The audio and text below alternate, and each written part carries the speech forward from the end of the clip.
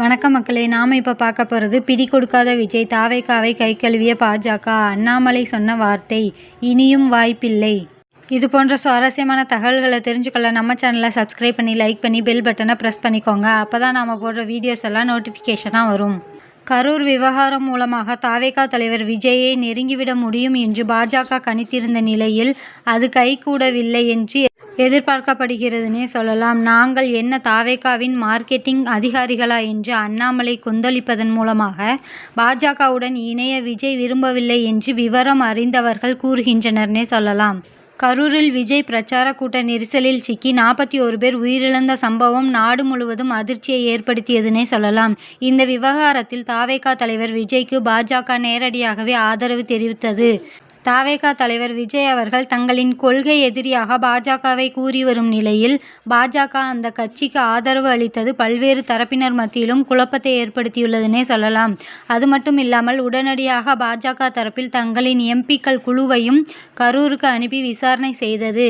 நிதியமைச்சர் நிர்மலா சீதாராமனும் கரூர் வந்திருந்தார்னே சொல்லலாம். இதனிடையே தாவேகா தேர்தல் மேலாண்மை பொதுச் செயலாளர் ஆதவ் அர்ஜுனா டெல்லி சென்றார்னே சொல்லலாம். அங்கு பாஜகவின் சில முக்கிய தலைவர்களை சந்திப்பதாக கூறப்பட்டது. இதனால கரூர் விவகாரம் மூலமாக தாவேகா தலைவர் விஜயை நெருங்க முடியும் என்று பாஜக கணக்கிட்டிருந்தது. ஆனால் பாஜகவிடம் பேசுவதற்கு விஜய் விரும்பவில்லை என்று தெரிகிறது. பாஜகவுடன் நெருக்கம் காட்டினால் அது தேர்தலில் பிரதிபலிக்கும் என்று விஜய் கருதியிருக்கிறார். இதனால் தொடக்க நிலையிலேயே விஜய் பாஜகவிடம் உதவியை நாடுவதை தடுத்திருக்கிறார்கள். இதனை அண்ணாமலையின் பேட்டி மூலமாக அறிய முடிந்ததாக விவரம் அறிந்தவர்கள் கூறுகின்றனர்னே சொல்லலாம்.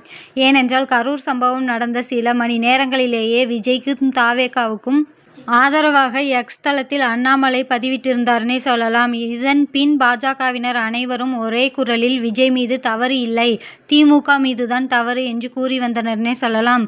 இதற்கு பின் திமுகவுக்கு நெருக்கடி ஏற்படும் என்று பாஜக கணக்கிட்டிருந்தது. ஆனால் திமுகவின் ஒவ்வொரு நாள் நடவடிக்கையும் பாஜகவுக்கு பின்னடைவை கொடுத்ததுனே சொல்லலாம். அதேபோல் 2 நாட்களுக்கு முன்பாக அண்ணாமலை நாங்கள் என்ன தாவேகாவின் மார்க்கெட்டிங் அதிகாரிகளா என்று கேள்வி எழுப்பி கொந்தளித்தார்னே சொல்லலாம். இதன் மூலமாக பாஜகவின் பிடிக்கு விஜய் கட்டுப்படவில்லை என்று தெரிகிறது. இதனால் தாவேகாவை கூட்டணிக்குள் கொண்டு வரும் திட்டத்தை பாஜக கைவிட்டதாக கூறப்படுகிறது. ஆனாலும் டிசம்பர் மாதம் இறுதி வரை பாஜக தரப்பில் சில முயற்சிகளை செய்ய வாய்ப்பு உள்ளதாக கூறப்படுகிறதுனே சொல்லலாம். சட்டசபை தேர்தலுக்கு இன்னும் 6 மாதங்களே உள்ளதால் பாஜக அடுத்த கட்ட தேர்தல் பணிகளில் ஆர்வத்தை திருப்பி இருப்பதாக சில தரப்பினர் தெரிவிக்கின்றனர்னே சொல்லலாம்.